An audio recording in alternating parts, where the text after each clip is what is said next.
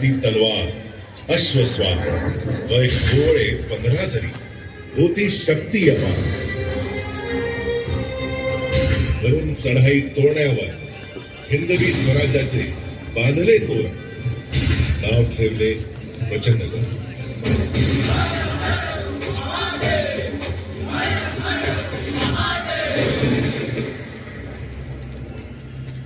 शिवाजी महाराजांचा हा विजयरथ रोखण्यासाठी आदिलशहाचा सेनापती अफजल खान प्रतापगडावर पोहोचला.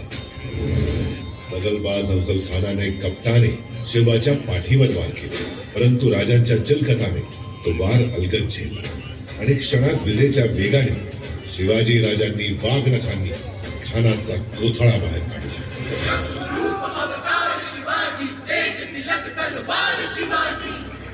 थरथरली अवघी आदिलशाही, थरथरली दिल्लीची मोगलाई.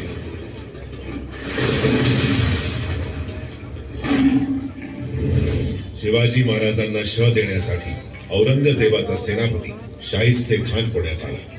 वीर शिवाजीने शाहिस्ते खानाची बोटे छाटली. याच दरम्यान सुलतेचा मोठा खजिनाही महाराजांनी लुटला.